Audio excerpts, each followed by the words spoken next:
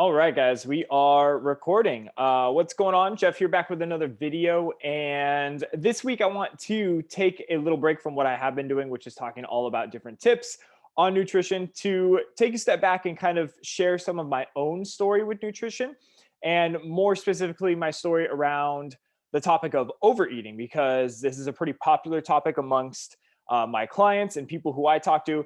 And it is something that, I struggle with on a daily basis as well.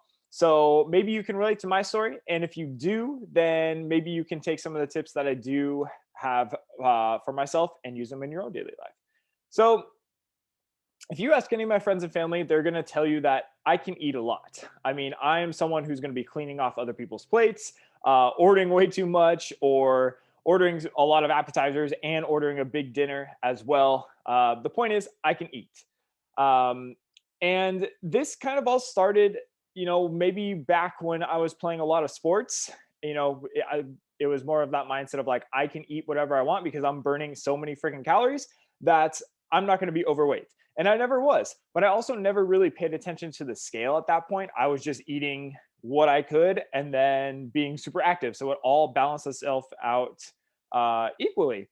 And that continued into, when I started getting into more of like the high intensity training and the weight training. I was more eating for fuel and eating and not really paying attention to, one, like the quality of foods that I was eating. And two, I was still burning a ton of calories because I was new to these workouts with high intensity and specifically like some of the Olympic weight lifts and strength training, where it was still a new thing where I could still progress a lot, meaning I would be burning a ton of calories every time I practiced these. So it kind of really didn't matter what I ate because it always balanced itself out. So again, I never really put on a lot of weight. I never got overweight, but then again, I wasn't really paying attention to like the quality of foods that I was putting in my body and just the overall amounts. And, then I started working more on the computer, doing my own business. And I had a desk job at one point as well. And I was still working out pretty much the same amount, maybe a little bit less, but I just wasn't moving as much. And I had more stress in my life, which can slow down metabolism. And there were a lot of different factors why I wasn't burning as many calories as I used to be. But because I never developed these nutrition habits, the right nutrition habits, the right nutrition principles, I started putting on a lot of weight. And nothing that's going to be like a huge difference to what you guys see, but to myself, it was a lot. Um, and then, around that time when my weight started getting bigger, I also started getting a little bit more interested in the nutrition side of things. I was doing a lot of the high intensity training and some like CrossFit training. And what's big in the CrossFit community is the paleo diet, which I got heavily involved in because um, one, I found an interest in it. It's what everyone was doing. So I was like, oh, I haven't really paid attention to my diet. I should probably do that. And two, I started getting results off that. And looking back now with what I know now, I got results just because I started cutting out the crap in my diet and replacing it with whole natural foods. It wasn't a magical thing about like, oh, I gave up all these foods, I got better, or paleo did this for me. But it's because I started with my bar so low that no matter what diet I would have done, my bar would have gone up from there. So I was just cutting out a ton of junk food, and some alcohol and things like that, where I did get the results that I wanted. And because of that, I stayed on paleo for a pretty long time. I would shift off. I tried keto, tried different things like that, but it kind of centered uh, around paleo. But I still never really paid attention to the portions, even when I was doing the specific diets like paleo and keto. And I was eating however much I wanted of that good food. And eventually, even though I was still cutting out some of the bad stuff and only eating good foods, eventually I still hit a plateau of like, I'm still eating whatever it is. Let's just say 2,500 calories in a day.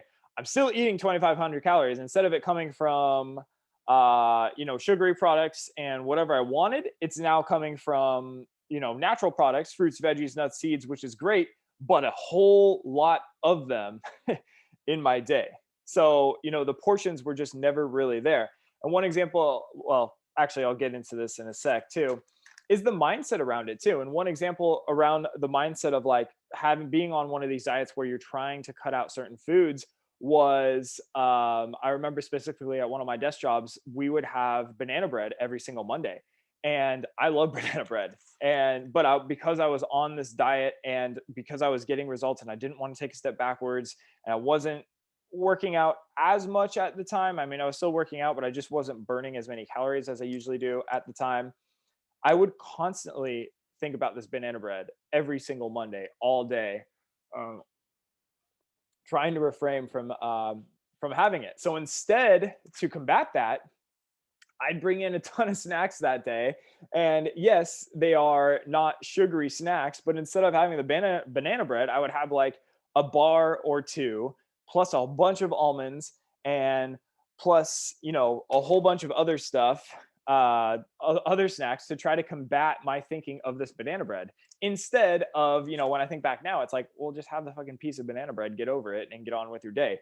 But that's not the way my mind worked back then. Back then, I was strictly on this diet. So it's like, I cannot have this banana bread. So, but like, it was just constantly in my mind that I needed the banana bread. And I couldn't even like go to the break room because, or else I would just splurge on it. And that's another thing that happened. A lot of these diets, when I started cutting out a lot of these foods, when I would get around them, I would completely splurge on them. Whether that's like pasta, and I still don't eat a lot of like breads and pastas and things like that, but my mindset's a lot better. But back then, when I was trying to cut these out and then I got around them, man, I would just eat as much as I could because it was like my only opportunity to have those.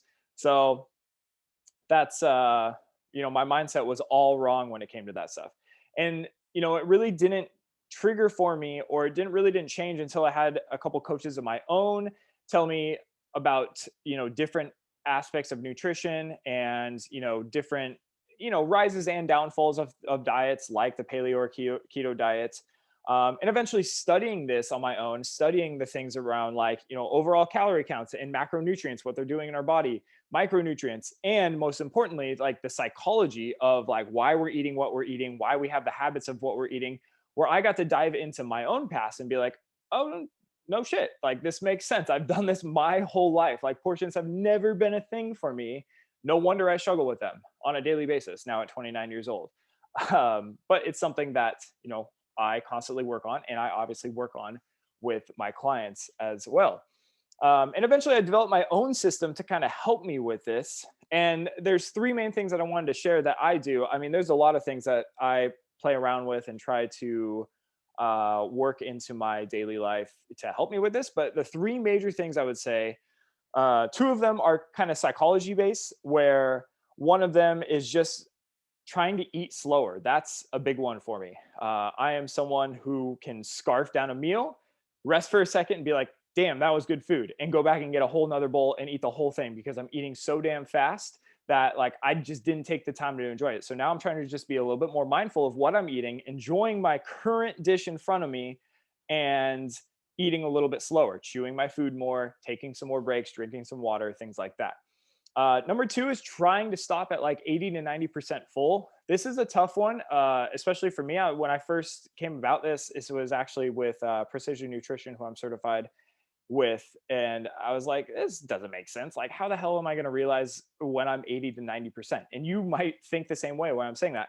But if you constantly try to do this, and not as in a way like, I need to do this, but like if you just conscious about it and think about it, you can kind of see when your body is at 80 to 90% full, because then you can take a little break and be like, am I actually still hungry, or am I just about to overeat? And usually that happens with like, I'll fill up my bowl with like a normal portion of whatever meal that I'm having, or fill up my plate.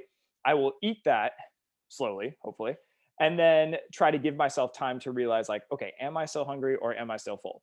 And then the last thing that's, I've talked a lot about recently, and that really actually helps me, especially like numbers wise and data wise, is tracking my food. And that can kind of help me realize like when I finish my own bowl, if I've tracked my calories and macronutrients correctly with what I'm going off of, I can see that on, I use MyFitnessPal. I can see that on MyFitnessPal and be like, okay, like this is enough calories for me. I know how many calories I'm burning throughout the day.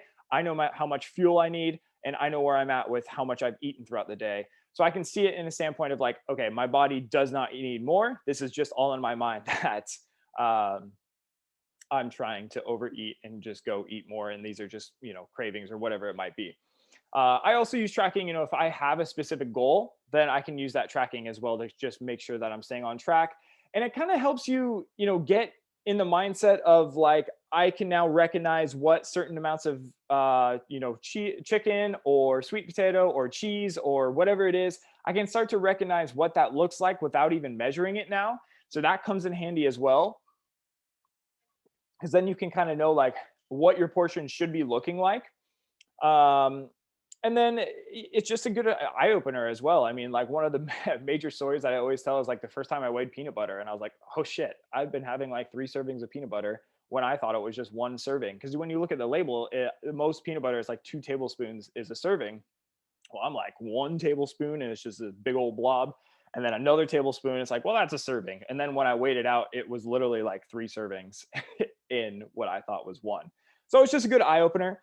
It's not an end all be all to track. It can be tedious and it can be annoying. That's why I usually don't do it every single day. But a few days a week just kind of is a good check-in for me, a good reset. And again, it's just a good eye opener to start to realize what your portions are actually in terms of like calories and macronutrients. All right, so if hopefully this helps you, especially if you do struggle with overeating like I do. If your story resonates with mine, let me know. I'd be happy to talk to you about it, and I can share some of my terrible meals that I've had in the past. But if you do struggle with overeating, hopefully these tips help you. The 3 things, and there's a lot, like I said, but the 3 major things that help me are just trying to eat slower, trying to stop when I'm 80 to 90% full and not going back for more. And obviously tracking with an actual food scale and not just trying to estimate by my eyeball. All right, guys. So that's it for me today. I hope this helps you. Let me know. Give it a like, comment, send me a message, whatever you want. And I will see you for the next video. See ya.